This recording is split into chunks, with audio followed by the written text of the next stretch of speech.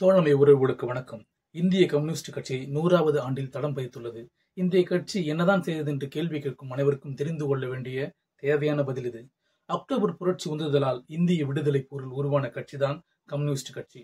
அதனுடைய முதல் முழக்கமே இந்திய விடுதலை தான். மக்களின் உரிமையை மீட்டெடுக்கும் போரில் சதி, சித்திரவதை, கைது என எண்ணற்ற கொடுமைகளை அனுபவித்த ஒரே கட்சி.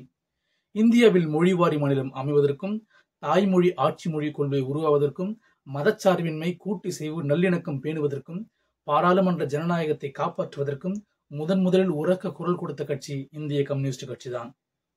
ஜனசக்தியாக உருவெடுத்து நிலப்பிரபுத்துவத்தின் சாணிப்பாலுக்கும் சவுக்கடிக்கும் முடிவு கட்டி இன்றளவும் நாட்டில் இருக்கும் ஒட்டுமொத்த தொழிலாளர்களின் நலனுக்காகவும் உரிமைக்காகவும் குரல் கொடுத்து கொண்டிருக்கும் கட்சி. இன்னும் ஒருபடி மேலே சென்று சொல்ல வேண்டுமென்றால், கட்சியின் அடிப்படை தொண்டர் முதல் பொறுப்புகள் வகித்துக் கொண்டிருக்கும் தோழர் வரை இந்திய வரலாறிலேயே ஒருவர் மீது கூட இதுவரைக்கும் எந்த ஒரு ஊழல் குற்றச்சாட்டும் சுமத்தப்பட்டது கிடையாது. அந்த குற்றம் நிரூபிக்கப்பட்டு தண்டனை பெற்றதும் கிடையாது.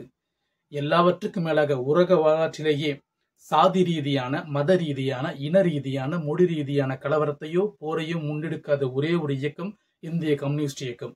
இதுபோல தொடர்ந்து மக்களுக்காக உழைத்துக் கொண்டிருக்கும் இயக்கம் இந்திய கம்யூனிஸ்ட் கட்சி டிசம்பர் 26, 2024 தன்னுடைய 100வது ஆண்டில் தடம் பதித்துள்ளது. பெருமிதம் கொள்ளும் தோழர்களே, நன்றி, வணக்கம்.